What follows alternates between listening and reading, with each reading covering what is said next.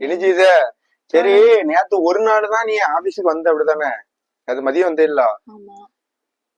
வந்தே வரலையா? வந்தேன், சொல்லுங்க. வந்தோடனே இது என்னது நிறுவன சட்டம் கம்பெனி லா பத்தி படிச்சிட்டு இருக்கேன்னு ஆட்டையா போட பாக்கியா என் கம்பெனிய?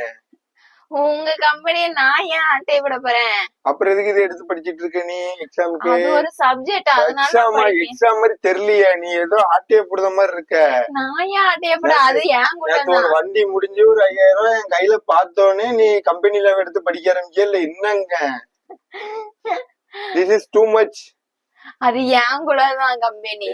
ஏன் கூடதான் ஆட்டே நல்லா போடுதிய, அதானே கேட்டேன். இப்ப உண்மை வந்துட்டா கம்பெனி எல்லாம் எதுக்கு படிக்கணும்? உன்னை படிக்க வச்சது எப்படி? படிக்க வைக்கிறது எப்படி தெரியுமா? சொந்த செலவுல சூனியம் வைக்கிற மாதிரி.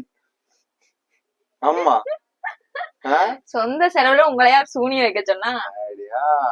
மக்களே இங்க பாருங்க, நீங்க தான் சாட்சி. என் கம்பெனி ஆட்டைய போடுறதுக்கு இவ லா படிச்சிட்டு இருக்கா, இப்பதான் தெரியுது. அது இவ்வளவு நாள் இல்ல, இந்த இது படிக்கா பாருங்க, தெரியுதா?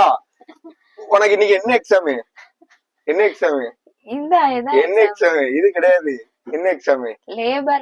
லேபர் லா எக்ஸாமுக்கு இதை எடுத்து இப்ப படிச்சிட்டு இருக்கானா? நேத்து ஒரு நிமிஷம் கம்பெனி படிக்கவே இல்ல, நான் அங்க இருந்துச்சு.